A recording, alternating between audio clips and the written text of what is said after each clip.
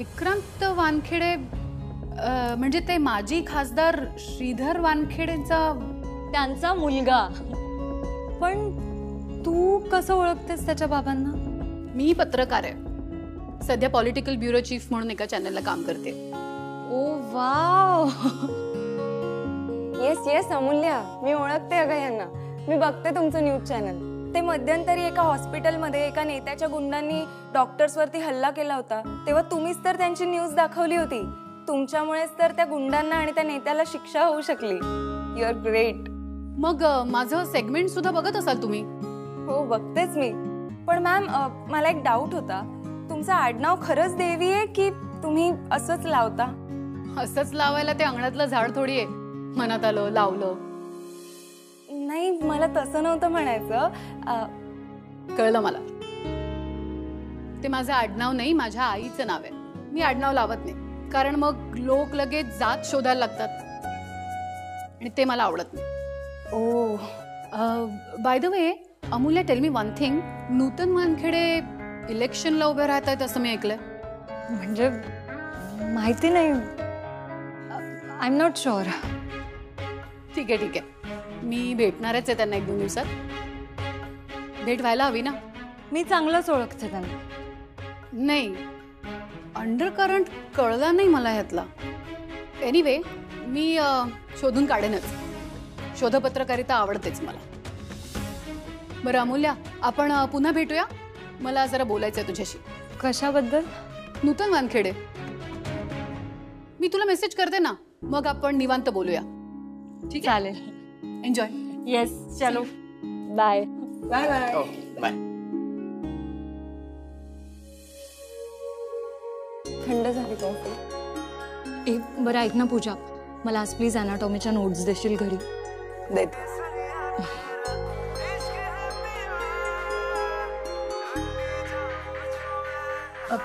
मी 2 मिनिटात.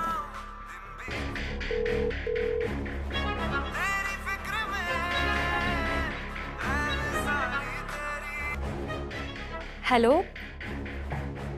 हा जी बोला. कॉलेजमध्ये आहेस का? नाही, मी बाहेर आहे. हां, 2 मिनिटं आहेत का तुला? बोलायचंय जरा. हो बोला ना. मला भेटायचंय तुला. चालेल. कुठे भेटायचं?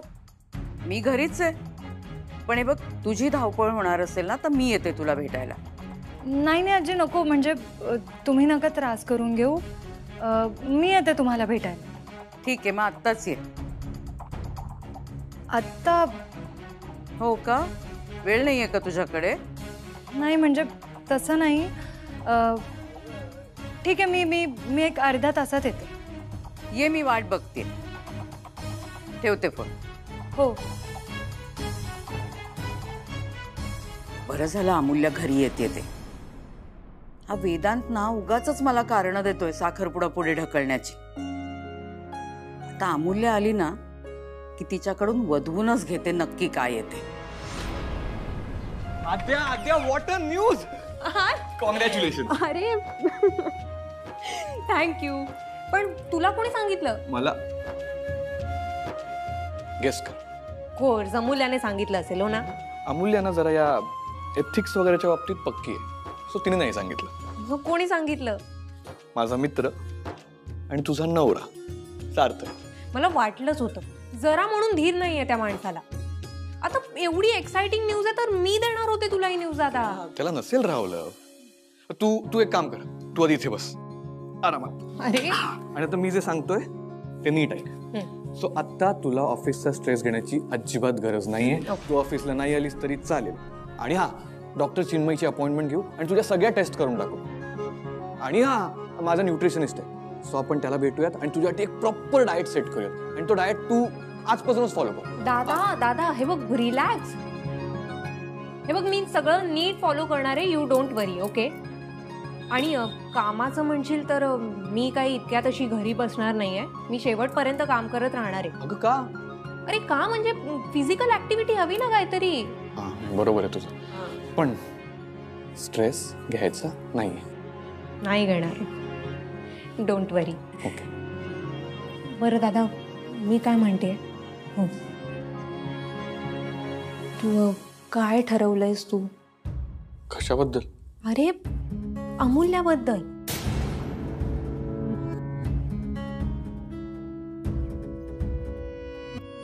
दादा हे बघ, तिला साखरपुडा करायचा नाहीये. आणि मी बोललो आजीशी. ओके. सो आजी बोलली की ती अमूल्याला भेटेल आणि मग बघूयात काय होतंय. पण एक गोष्ट लक्षात ठेव दादा, म्हणजे या सगळ्या बाबतीत अमूल्याला जी काही मदत लागेल ती सगळी आपल्याला तिला करावी लागेल. त्या माझ्याकडून जेवढं शक्य आहे तेवढं मी करतोय. मला समजतंय ते दादा, पण कसं होईल माहितीये, म्हणजे एकदा का तुमचा साखरपुडा झाला ना की तुमचं नातं असं पटकन संपवता येणार नाही. अरे म्हणजे जर तसं झालं तर मग तिच्या घरी खूप जास्त प्रॉब्लेम होईल आणि ऑनेस्टली सांगायचं तर तिची वाट लागेल खरंच. ए दादा, त्यापेक्षा मी काय म्हणते, तू खरंच लग्न कर ना अमूल्याशी. हा काय वाटतं? हे बघ अमूल्या छान मुलगी आहे, गुड मुलगी आहे, हो की नाही? मला तर ती खूप आवडते आणि तू जर तिच्याशी लग्न केलंस ना तर आय एम शुअर तू असं आयुष्यभर छान हॅपी राहशील. तू काय बोलतेस? तू या सगळ्याचा स्ट्रेस नको घेऊस. तू रिलॅक्स कर. हे बघ दादा, नाही अशी संधी एकदाच दाट उठवते, त्यामुळे तू वेळेत दार उघड, नाही तर मग ती संधी निघून जाईल अशी. मग झालं दादा, हे बघ मला या बाबतीत जास्त कळतं म्हणून मी तुला सांगते, त्यामुळे तू ऐक माझं. हो बरोबर आहे, तुला जास्त कळतं. मग हा आद्या मॅडम, खूप खूप धन्यवाद तुम्ही इतका अमूल्य सल्ला दिल्याबद्दल. अमूल्य सल्ला की अमूल्याचा सल्ला? आद्या छी. चांगला होता. इडियट. तू इडियट. हो. हे काय, आज तू घरीच असणार आहेस? म्हणजे नाही, म्हणजे मला असं विचारायचं होतं की पार्टी ऑफिसला जायचं नाहीये का तुला? हा नाही, म्हणजे तसं काही ठरलं नाहीये माझं आज. पण एक मिनिट, तू असं अचानक का विचारतेस मला हे? नाही मी असंच म्हणजे. अरे अमूल्या, ये ग ये. आजी नमस्कार. नमस्कार, कशी आहेस? बस बरी आहे. कॉलेजमधनं डायरेक्ट आलीस ना? बरं, तू चहा घेणार का कॉफी, सांग बरं. नाही नको, मी ऍक्च्युली आता कॅफे मधूनच आले, आत्ताच तिकडे कॉफी झाली.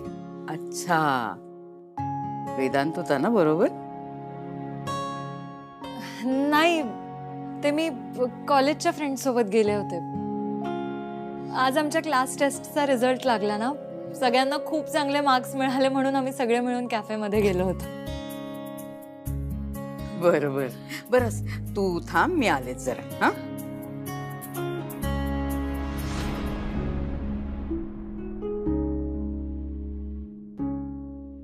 सासूबाई कशा आहात? सासूबाई काय हल्ली कमी ऐकायला येतं का तुम्हाला?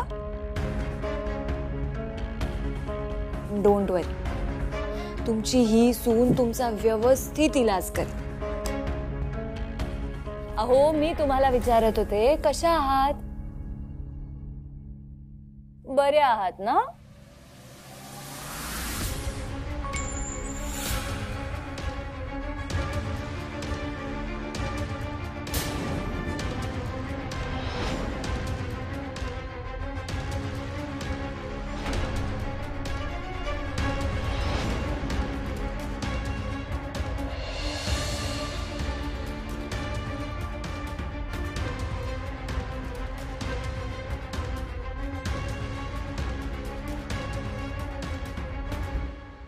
हे काय,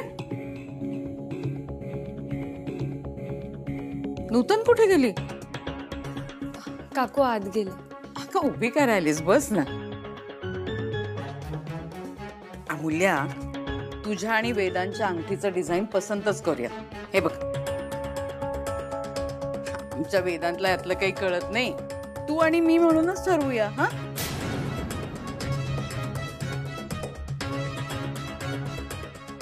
बघ तरी. सगळ्याच डिझाईन्स खूप छान आहेत आजी. पण आजी ऍक्च्युली मला आणि वेदांतला थोडा वेळ हवा होता. मी कुठे घाई करते, घ्या की वेळ. नाही म्हणजे तसं नाही, सगळ्याच गोष्टी इतक्या फास्ट होत आहे ना की मला आणि काय वेदांत. ग तुम्ही आजकालची मुलं, हा एकमेकांवरती प्रेम करता, मग हे काय सगळं? हा काही अडचण आहे का? अडचण अशी काही नाहीये, मग फक्त ते म्हणजे माझा आणि वेदांचा स्वभाव कधी कधी जुळत नाही म्हणून. मग अमूल्या, मला तर वाटतं तुमचे 36च्या 36 गुण जुळतात. 36 गुणी जोडी आहे तुमची. आणि एका स्वभावाचं म्हणशील ना, तर स्वभाव जुळले नसते तर प्रेमात पडला असतात का तुम्ही? वेदांत आवडतो ना तुला? नेहमी भेटता ना तुम्ही? हो आजी, पण तुम्हाला माहिती आहे ना वेदांत कसा आहे. काय झालंय अमूल्या? काही प्रॉब्लेम आहे का? आजी प्रॉब्लेम काहीच नाहीये. अगं मग माझी फक्त रिक्वेस्ट होती आजी, प्लीज प्लीज मला आणि वेदांतला थोडा वेळ द्या.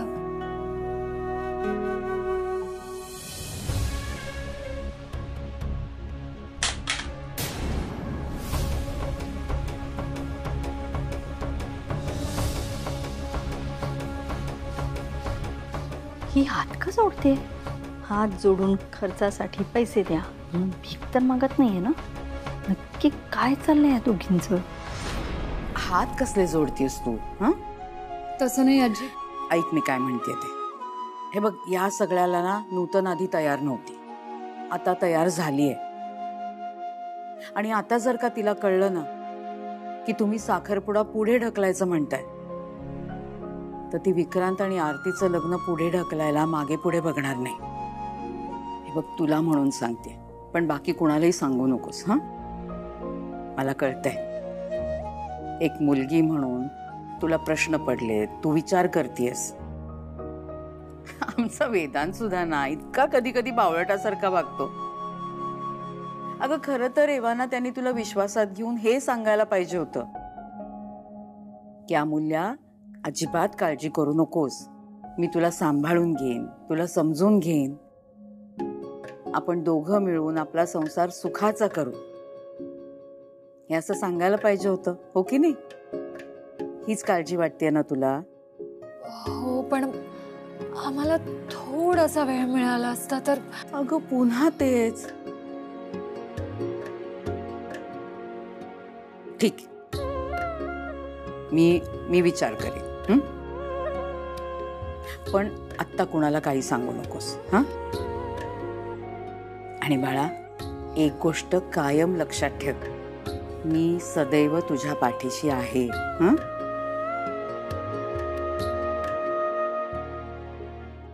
थँक्यू आजी, थँक्यू सो मच. अगं त्यात थँक्यू काय? आजी एक गोष्ट सांगू, खरंच आम्हा सगळ्यांना तुमचा खूप आधार वाटतं. थँक्यू.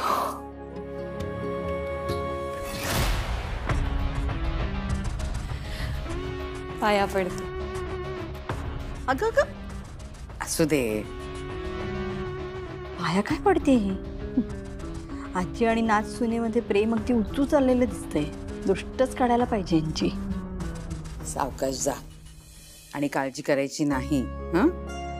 येते.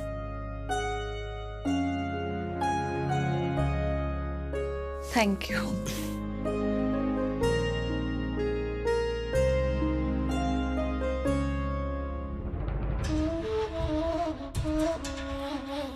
अमूल्य गेली?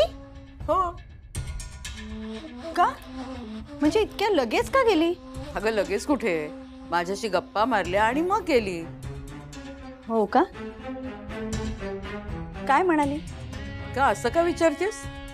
म्हणजे काय विचारायचं पण नाही का? मी असं चोरून ऐकण्यापेक्षा इथे थांबली असतीस तर बरं झालं असतं. तुझी होणारी सून आली होती. मला जरा फोन आला होता म्हणून आत गेले होते मी. मग काय म्हणत होती तुझी होणारी नाचसून? हेच म्हणत होते की तुझी पळून गेलीस ना त्यापेक्षा इथे थांबली असतीस तर हा प्रश्न विचारायची वेळच आली नसती, नाही का? आता एक काम कर, पुढच्या वेळेला जेव्हा अमूल्य येईल ना तेव्हा तिला विचार की आम्ही काय गप्पा मारली. अमूल्य काय बोलली आजी? त्या म्हणाले की विचार करते, पण वेदांत मला नाही वाटत ते ऐकतील. का? अरे त्यांचं असं म्हणणं आहे की आत्ता आपण हा साखरपुडा नाही करायचा असं ठरवलं आणि ही गोष्ट नूतन काकूंना कळली ना तर त्या ताई आणि विक्रांतचं सुद्धा लग्न नाही होऊ देणार. सी एक्झॅक्टली माय पॉइंट. मी पण हेच म्हणत होतो की आई आरती आणि विक्रांतचं लग्न नाही होऊ देणार. अरे पण मग आत्ता आपण काय करायचं? की जसं चाललंय तसं चालू दे. तू उगाच या गोष्टीचा इतका बाऊ करू नकोस. मी बाऊ करते? वेदांत, इतकं सगळं झाल्यानंतर तू असं कसं म्हणू शकतोस की मी बाऊ करतेय? तुला माहितीये आज तुझ्या आजींशी बोलताना अक्षरशः माझे हात पाय थरथर कापत होते भीती. मी त्यांच्या नजरेला नजर मिळवू शकत नव्हते. आणि उद्या कुठल्या तोंडाने जाऊन आपण त्यांना हे सांगणार आहोत की आपण हे जे काही सगळं करत होतो ते नाटक होतं म्हणून? हे बघ, मला ह्या जगात कुणाचीही पर्वा नाही, नूतन काकूंची सुद्धा नाही. पण मला माझ्या आई अण्णांची, तुझ्या आजींची मनापासून काळजी वाटते. अरे जरा विचार कर, पुढे जाऊन जेव्हा आपण त्यांना हे सांगू की आम्ही हे सगळं नाटक करत होतो तेव्हा काय अवस्था होईल त्यांची? वेदांत, मी, माझ्या घरचे, आम्ही सगळी खूप साधी माणसं. माझे आई अण्णा खूप साधे आहेत, त्यांना हे सगळं सहन होणार नाहीये. माझ्या आई अण्णांनी त्यांच्या अख्ख्या आयुष्यात जर काही कमावलं असेल तर ती म्हणजे समाजातली इब्रत. कदाचित तुमच्यासाठी ही गोष्ट खूप छोटी असेल, पण माझ्या आई अण्णांसाठी ही गोष्ट छोटी नाहीये वेदांत. आई तू नाही वेदांत, तू माझं ऐकून, तू माझी परिस्थिती समजून घे. हे बघ, माझे आई अण्णा ही गोष्ट अशी जाऊ देणार नाहीये, त्यांना या गोष्टीने फरक पडतो. तू परिस्थिती समजून घे. हे बघ, मी कदाचित सारखं सारखं तेच बोलत असेल, पण हो, माझ्या आई अण्णांना फरक पडतो. कसं आहे ना वेदांत, आम्हा मध्यमवर्गीयांना ना एक वेळ पैसा कमी असला ना तरी चालतो, पण समाजातली इब्रत कमी नाही झाली पाहिजे. कारण आमच्याबद्दल लोक काय म्हणतात ह्याने आम्हाला फरक पडतो. कदाचित तुला ही गोष्ट नाही समजू शकणार. कारण काय वेदांत, तुला सवय लागली आहे खोटं बोलण्याची. त्यामुळे कोणी कितीही दुखावलं तरी तुला फरकच नाही पडणार. आणि कदाचित त्यामुळेच मला काय वाटतंय, माझ्या घरच्यांना काय वाटतंय हे तुला कधी समजूच नाही शकणार. बाप नाही असणार आहे तू. जेव्हा तू एका मुलीचा बाप होशील ना वेदांत, तेव्हा तुला कळेल. जेव्हा तुझी मुलगी तुझ्याशी खोटं बोलेल ना तेव्हा तुला ही गोष्ट कळेल. एक वेळ आपण असं समजू की आपल्या दोघांचा साखरपुडा झाला, ताई आणि विक्रांतचं लग्न झालं. पण मग नंतर काय? नंतर जेव्हा तू आमच्या घरी येऊन हे सांगशील की आम्ही हे सगळं नाटक करत होतो, तेव्हा तुला कळतंय का काय होईल? अरे माझ्या आई अण्णांच्या नजरेला नजर नाही मिळू शकणार मी. माझ्या आईच्या डोळ्यात येणारे अश्रू मी थांबवू नाही शकणार. माझ्या आई अण्णांना फक्त माझ्यामुळे त्रास होतो हे मला बघितलं नाही जाणार वेदांत. आणि तेव्हा माझ्याकडे फक्त एकच उपाय उरेल आणि तो म्हणजे आत्महत्या. पण नाही, तेव्हा सुद्धा तुला हेच वाटेल की अमूल्या, तू कशाला भाऊ करतेस या गोष्टीचा? अगं तू काय अमूल्या अमूल्या अमूल्या म्हणून काही होणार नाहीये. सांग, आहे तुझ्याकडे या गोष्टीचा उपाय? बोल ना, काय सोल्युशन आहे तुझ्याकडे? बोल. वेदांत वानखेडे, लाज वाटते का? अरे आज तुझ्यामुळे हिला इतका त्रास होतोय, दिसतंय का? अरे बाबा बस झालं ना, बस. सांगून टाक तिला की तुला ती आवडते. सांगून टाक तिला की तुझं तिच्यावर प्रेम आहे. सांगून टाक की तुला तिच्याशीच लग्न करायचंय. तुझा प्रॉब्लेम काय माहिती वेदांत, तू ना एक नंबरचा फट्टू आहेस. तुला काय वाटतं रे, बाहेर जाऊन मारामारी केली म्हणजे तुझ्यात खूप हिंमत आहे? अरे हे सगळं ना कोणीही करू शकतं. खरी हिंमत कशाला लागते माहिती? आपल्या आवडत्या व्यक्तीवर आपलं जे प्रेम आहे ना ते व्यक्त करायला. पण ती तुझ्यात नाहीये. अरे वेदांत, तुझ्या जागी मी असतो ना तर आता तिच्या समोर जाऊन उभा राहिला असतो, तिच्या डोळ्यात बघितलं असतं, तिचा हात धरला असता आणि तिला बोललो असतो, Amulya I love you, I love you.